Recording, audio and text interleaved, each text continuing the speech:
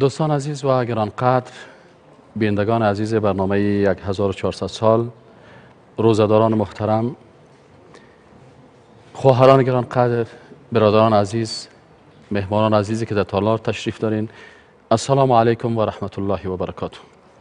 بازم خوشحال هستیم که در برنامه دیگه از برنامه‌های 1400 سال در خدمت شما دوستا قرار داریم. دوستان عزیز، موضوع امروز ما قرآن و تکنولوژی معاصر است. تکنولوژی از کجا میآید؟ تکنولوژی از طریق علم است، از طریق خواندن است. اولین آیت قرآن وقتی که نازل شده بر رسول اکرم صلی الله علیه و سلم کدام کلمه بود؟ اقرأ، بخوان. اقرأ بسم ربک الذی خلق، بخوان به نام پروردگارت که تو را خلق کرده. خلق الانسان من علق، انسان خلق کرده از علقه. علقه را امروز اولین آیت قرآن که نازل شده سر کلمه علقه بحث کرده و در آیات دیگه قرآن سر کلمه علقه، مدغه، علقه سر از یا هست. وقتی یاره هر کدامشان شما برین پیش دانشمندایی که در ساینس و تکنولوژی بسیار دسترسی دارن، اینا وقتی که تصاویر امو کروموزوم های جنسی انسان ها را بعد از اینکه کروموزوم های جنسی مرد و زن با هم یک جای میشن XX و XY، بعد از این وقتی که اینا را مطالعه کردن، وقتی که در رحم مادر این نطفه بالاخره مراحل رشد خود در هفته اول، هفته دوم، هفته سوم، ماه اول، ماه دوم، ماه سوم اینا را بحث میکنن، وقتی که اینا را آمدن سنجیدن که مطلقاً کلماتی که در قرآن عظیم الشان نازل شده اونمو کلمات تصاویری از رو گرفتن آمده در کامپیوترها و بالاخره امو کسی که امی کار کرده به عظمت قرآن تسلیم میشه و کلمه میخونه که لا اله الا الله محمد رسول الله. چرا؟ به خاطر ازی که او غربی که در قرآن مطالعه میکنه و قرآن با تکنولوژی امروز مقایسه میکنه، این غربی در این فکر است که این قرآن نوشته یک انسان است و او انسان کی است؟ محمد صلی الله علیه و سلم است. لکن وقتی که بالاخره سر از این تحقیق میکنه میبینه که محمد صلی الله علیه و سلم در یک جامعه زندگی میکرد که او جامعه بسیار ضعیف بود. او وقت نه ساینس بود، نه تکنولوژی بود، نه کامپیوتر بود. پس چطور پیغمبر اسلام صلی الله علیه و سلم میتونه که او تو حقیقت ها را بیان بکنن؟ پس این کمال از اون است، بلکه کمال کس دیگه است که بر از اون میگه که ای محمد صلی الله علیه و سلم قل هو الله احد الله الصمد لم یلد ولم یولد ولم یکن له کفوا احد. یکی از قصه های جالب دوستان عزیز که این بسیار جالب است بر من، وقتی من این قصه را شنیدم بسیار تعجب کردم. یکی از دانشمندای امریکایی است، در لندن زندگی میکرد. گفت که من یک روز از روزها سالگری ما بود. گفتم این سالگری که نمیفهم سالگری عروسیش بوده یا تولدش بوده، هر چی بوده، او غربی ها برای خود سالگری‌های مختلف دارن. گفت در یکی از مجالسی که سالگری ما بود، دوستا برای من دمو سالگری ما برای من چی آورده بودن؟ تحفه های مختلف آورده بودن. گفت در جمله کسایی که برای من تحفه آورده بودن، یک کسی که تحفه برام آورده بود او یک مسلمان بود. گفت در ختم محفل وقتی که من تحفه ها را باز کردم دیدم که یکی از تحفه های جالب قرآن عظیم الشان است. خوب دقت کنید. گفت یکی از تحفه های جالبی که برای ما آورده بودن یک کتاب بود. گفت من خب تحفه های دیگه خب وسایل دیگه هست، مادی است، اما این شخص برای من یک کتاب در بین یک کاغذ تاو داده و برای من تحفه داده. من این کتاب میگه باز کردم و من مسلمان نیستم و من به این کتاب مسلمان ها هم عقیده ندارم. میگه وقتی کتاب باز کردم که در یکی از صفحات قرآن عظیم الشان نوشته شده است که اقتربت الساعة و انشق القمر. اقتربت الساعه، قیامت نزدیک است، و انشق القمر و مهتاب دو حصه شد. میگه من وقتی که این آیت خواندم در مغز من درست نشیش. من گفتم عجب گپ است، این مهتابی که این سرش بحث میکنه که این شق شده، کجا از این شق شده؟ کجا این دو حصه شده؟ کدام تکنولوژی این را بیان کرده؟ پس میگه من قرآن عظیم الشان بسته کردم و در الماری کتابای خود او را گذاشتم. این ایست یک توفی یکی از دوستان، اما باور ندارم. میگه یک روزی در مقابل تلویزیون BBC شیشته بودم که یکی از نطاقای BBC 3 دانشمند فضانورد میمان کرده و امروز اونا بحث میکنن. گفت که دوستای عزیز، ما 3 نفر دانشمندای فضا را دعوت کردیم و اینا از پیش از اینا سوال میکنیم و یکی از سوالایی که من میخوایم از پیش از اینا پرسان بکنم که امروز که بشریت به بسیار مشکلات مواجه هستن و تکالیف زیاد دارن، این خوب نبود که این پولی که چندین میلیارد دلار مصرف میشه تا که انسان ها به فضا برن و این فضانوردها این مصرف میکنن، خوب نبود که به عوض رفتن به مریخ و به عوض رفتن به مهتاب همین مصرف میشه سر زندگی خوب انسان ها؟ میگه فضانوردا گفتن که درست است، این گپ خوب است که این مصارف باید سر خدمات انسانی شود، ولی خود رفتن به فضا و کشف بسیاری از مسائل از طریق فضا این هم به نفع بشریت است. بسیاری از معادن، بسیاری از چیزهای مهمی که او را انسان ها میتونن از طریق کشف بکنن و بسیاری از مسائل تکنولوژی که انسان ها ضرورت دارن که او را میتونن از طریق هوا و از طریق فضا پخش بکنن، این هم یکی از خدمات بزرگی است که برای بشریت بسیار منفعت داره. ولی ما گفت یکی از این فضانوردا گفت که من یک گپ دیگه برای شما میگم که یک چیزی که ما جالب کشف کردیم، این هم بسیار برای ما جالب است. چی رو کشف کردیم؟ گفت وقتی این فضانورد گفت که اگر گفت یک وقتی رفتیم در مهتاب، وقتی که بیرون فضای مهتاب گفت ما تصویر گرفتیم، دیدیم که در روی مهتاب یک خط است. این موسی داود بیتکوک میگه که من نزدیک بود که تلویزیون بغل بکنم که فضانورد چی میگه. گفت که در روی مهتاب یک خط است. وقتی که ما تحقیق کردیم که بالاخره این خط برای ما ثابت کرد که مهتاب یک وقت 2 شق شده و دوباره با هم یک جای شده. وقتی که 2 حصه شده با هم یک جای شدن، مثل که سابق امی ظرفای چینی را پتره میکردن، وقتی که مشکست ایره با هم وصل میکردن، لکن در مورد ظرف معلوم میشد که این شکسته است. گفت بالاخره ما کشف کردیم که یک وقت مهتاب شکسته بوده و این قمر. موسی داود بیتکوک میگه که ما وقتی که این گپ از قرآن شنیدم، عاجل دویده رفتم در الماری و قرآن عظیم الشان گرفتم. قرآن شریفه که گرفتم، باز همی آیت قرآن خواندم که اقتربت الساعة و انشق القمر، قیامت نزدیک است و مهتاب چی شده؟ 2 حصه شده است. بالاخره میگه وقتی که من از طریق اینترنت سرچ کردم، از طریق کامپیوتر و دوستایی که داشتم سرچ کردم، برای من گفتن مسلمان ها که بله، در عصر رسول اکرم صلی الله علیه و سلم یکی از معجزات اسلام امی بود که وقتی که مشرکین از پیغمبر هم گفتن که اگه تو پیغمبر هستی مهتاب 2 حصه بکو، پیغمبر هم به امر الله تقاضا کرد و مهتاب 2 حصه شد و این آیت قرآن نازل شد که اقتربت الساعة و انشق القمر. به همین جهت هست که موسی داود بیتکوک چی میگه؟ موسی داود بیتکوک میگه که اینمی آیت قرآن که اقتربت الساعة و انشق القمر سبب شد که ما بگوییم که لا اله الا الله محمد رسول الله و سبب مسلمانی ما شد. دوستان عزیز، بعد از یک وقفه باز هم در خدمت شما دوستان قرار خواهد گرفتیم. با ما باشید.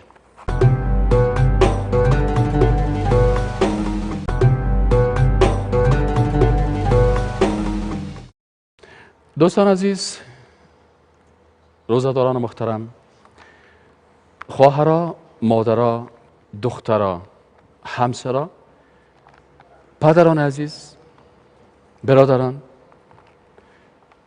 جوانان عزیز، اطفال گرانقدر، تشکر از همه شما که مثل سال گذشته برنامه امروز ما را با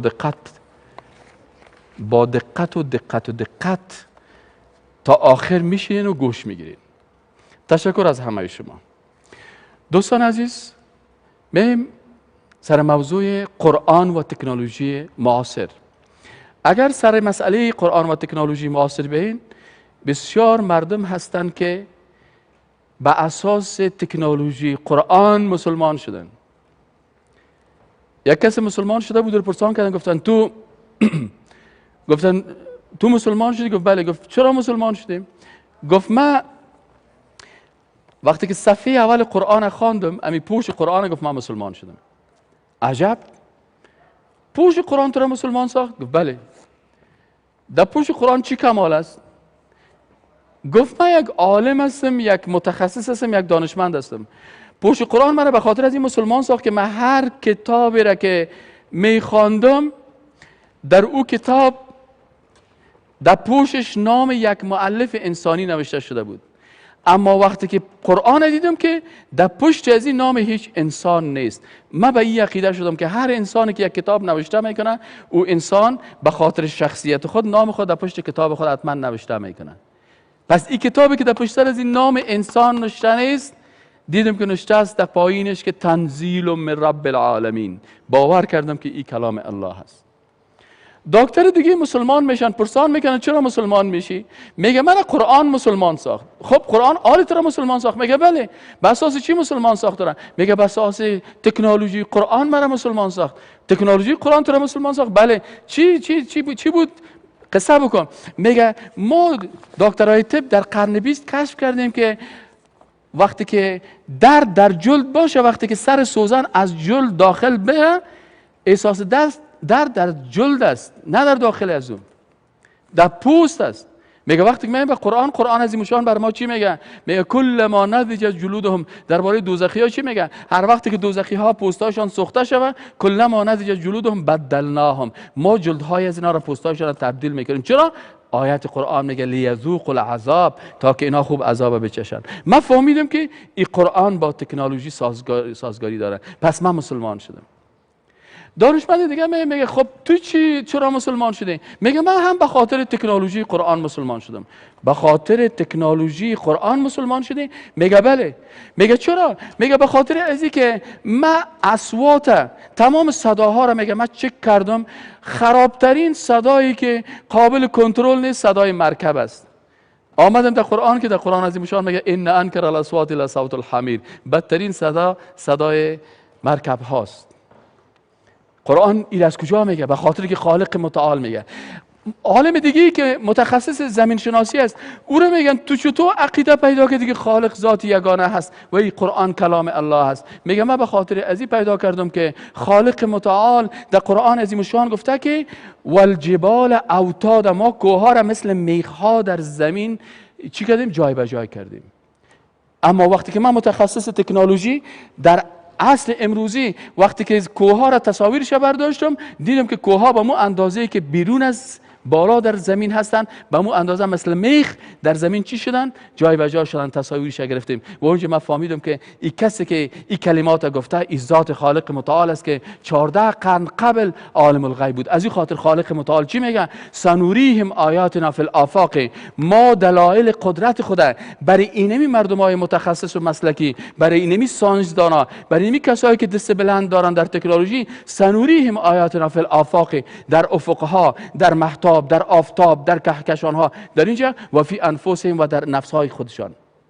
ما آیات و دلایل خدا بر از اینا نشان میدیم حتی یتبین لهم انه الحق. خب میشه بازم دوستای عزیز نوبت بر شما شد و شما در این راستا سوال داشته باشین. بفرمایید. الرحمن الرحیم. سلام به شما و حاضرین در تالار و بینندگان عزیز تلویزیون یک. سوال من این بود که عظمت قرآن کریم در عصر حاضر چیست و با دلایل ثابت شود؟ عظمت قرآن عظیم شان در اینمی هست که کسایی که به قرآن ایمان میارن، شما یک احصایه بگیرین، یک تعداد مثلا از افغانستان، از کشورهای افریقایی، از کشورهای آسیایی، از کشورهای اسلامی، بعضی مردم ها اسلام ترک میکنن میرن در اروپا، کریستیان میشن، بیدین میشن. و یک تعداد دیگه هستن که از نصرانیت از اون جمعیت مسلمان میشن، بیدین است، لایک است، سکولر است، کمونیست است. مثلا کسایی هستن ساینسدانا هستن. شما ببینید که کسایی که از اون طرف میان این طرف به طرف قرآن میان، هر کدام از اونها یک عالم است، یک دانشمند است، یک انسان بسیار ساینسدان است. و هر کسی که از اینجا خارج میشه، کدام مردم ها هستن؟ مردمایی هستن که از افغانستان به خاطر چی رفتن؟ به خاطر یک ویزاگک رفتن، به خاطر یک پاسپورت رفتن. او در فکر دین اصلا هیچ نیست. همونجا هم که میره میگن او بچه تو آمدی اینجا نصرانیات را غسل دادن، دو جویک تو را چکه کردن، پس کشیدن که تو را یک ویزا بده، تو خو از دینت رفتی. او چی میگه؟ والا من خود چندان در اونجا مسلمان نبودم، من کجا روزه میگرفتم، من کجا نماز میخواندم، من کجا مسلمان صحیح بودم که حالا من کافر شدم. پس او کسایی که از اسلام خارج میشن اکثرا کسایی هستن بیچارهایی که به خاطر شراب، به خاطر زنا، به خاطر متوجه هستین؟ اما برعکس از اونا کسایی که به دین مقدس اسلام مشرف میشن، هر کدام از اونا رو که امروزشان صحبت میشن، او یک عالم است، یک دانشمند است، پول داشته، زندگی داشته، زندگی بسیار خوب داشته، خانه بسیار خوبش داشته، گفته همه چیز من خوب بود، لکن آن چیزی که من کمبود داشتم ایمان واقعی بود که من ایمان واقعی خود در کجا یافتم؟ در قرآن عظیم شان یافتم. بفرمایید خواهر. سلام بر شما. اگر نوبت می خواهر است، اگر مایک برشان بدید. خیر است، باز بر شما پسند. سلام به شما و بنده های عزیز. آیا برای یک چینایی، فرانسوی، اروپایی، امریکایی ترجمه های قرآن داریم؟ در قسمت سوال خواهر ما که آیا ترجمه های قرآن به زبان های دیگه هست؟ بله. خواهر عزیز، یک سایت است، من او را باز کردم به نام sultan.org sultan.org و در اونجا و همچنان المصحف ALMUSAH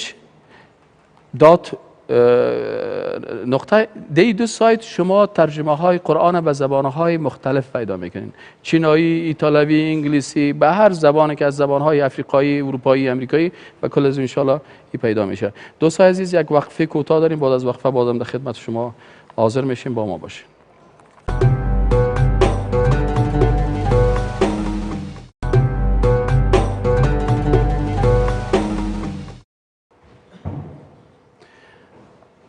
دوستان عزیز، روزداران محترم، با امید از که ماه مبارک رمضان را به خوشی سپری بکنین، با امیدی که تاجرای محترمی که دینشان باید ایمانشان در رمضان بلند شود ولی متاسفانه پایین شده میره، با امید از که دکاندارای روزدار به خاطر رمضان نرخ‌ها را پایین بیارن، نرخ‌ها را بالا میبرن، به عوضی که با تقوا شوند، تقوا کم میشه و متاسفانه دلالت میکنن که رمضان سر از اونها تاثیر نکرده.